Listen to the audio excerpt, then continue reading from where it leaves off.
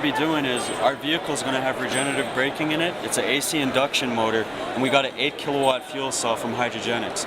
And we're going to have energy storage in it, and we're going to be using ultra capacitors. Okay. And the cool thing about using ultra capacitors over batteries is if we're coming off a turn and we need to go into a straightaway, we're going to kick on the ultra capacitors and dump all the energy from the motor or what's stored into the ultra capacitors and dump it into the motor. So we're going to be able to zip right out of that turn. And the thing with ultra capacitors is they store energy physically as opposed to chemically with the battery. So when you demand that energy, it's just like whoosh, it's instant. So that's what's awesome about ultra caps. And this is why in this race series circuit we got here, it's actually not a circuit, it's actually hairpin turns. It's going to be so crucial for teams to manage their energy properly, because if they don't, then it's going to cost them a few seconds in the race. And this is time trial racing here. So the key thing is to do 8 laps in 8 minutes, but who can manage their energy the most effectively? And they're all given 10.2 megajoules of energy with hydrogen. And how can you use that the most efficiently? And that's the key thing with all these teams. How does the efficiency get measured? As to how much is left at the end, or it's not just how fast you go then? It's basically, it's also based off of hydrogen. It's how you're using your hydrogen. If you're consuming all your hydrogen right away, and you're getting losses, you're gonna have losses through different things. You're gonna have losses through your diodes, through your relays, through your controller, through your converters. You're definitely gonna have losses. The key thing is how can you minimize those losses? And one of the things we're looking at, how can you have more effective cooling in the vehicle? So these are all the different things that the teams have to think about. But the cool thing with this is that after the third race season, this race series is going to be open up to manufacturers. So GM, Ford, Toyota, Chrysler, they're all going to be able to race against each other. And we're actually talking to Ford and GM right now to get them involved in something like this and potentially sponsor our team. And GM told us right away, they said, if you guys are really serious about us sponsoring you, and even Ford said this too, we want to see that you guys are going to win. So we're working on our winning strategies, and we're doing things like, making sure like we're simulating the track and understanding our competitors and the track itself, and what are our weak points and what areas do we need to focus on more.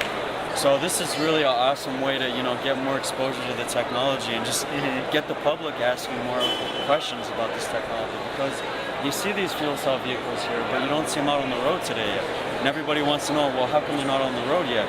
Well, the way I see it is there's 2 reasons.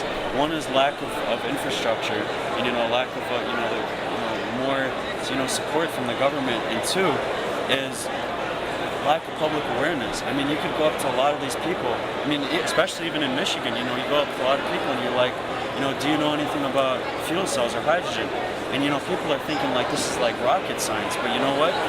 It's actually not. It's actually right around the corner. I mean, you guys even posted on your blog. I mean, GM Sequel, went above 300-mile range.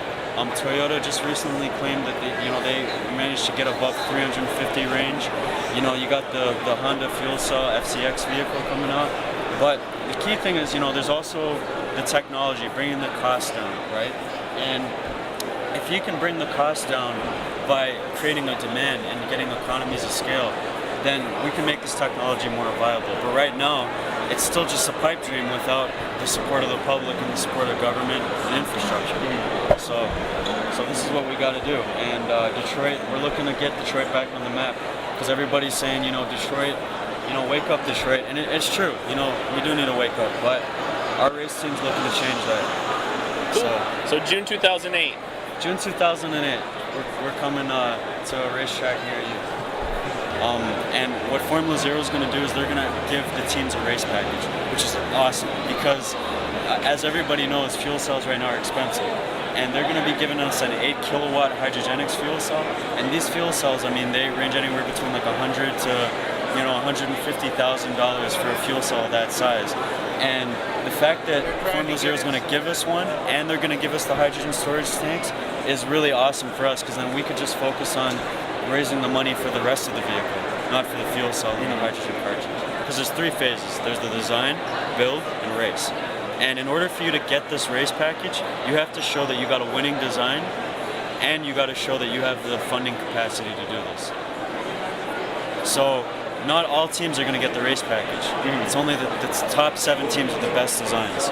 Okay. So we're working with, we're getting some help from Ford. We're trying to get some help from GM, and we're working real hard to get this all together. Yeah. So looks doable. We're gonna do it, whether it's doable or not. We're doing it. And Formula Zero is working real hard too, and they're located out of Amsterdam. And actually, they just got a new office in Rotterdam. So and they actually just set a new FIA record in September. And they beat their previous record from a year ago. Yeah. And actually they invited 2 of our members and paid for part of their ticket to come over there and help out getting the race set up and all that. So, yep. So yeah, we're real excited about it. So, AutoblogGreen, keep posted on what we're doing. Check out our website. Sure we will. We got a YouTube channel too, so you can check out some of our updates. We got a little video log going on there too. So, all right.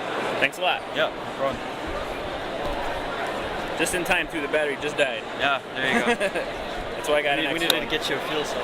Right.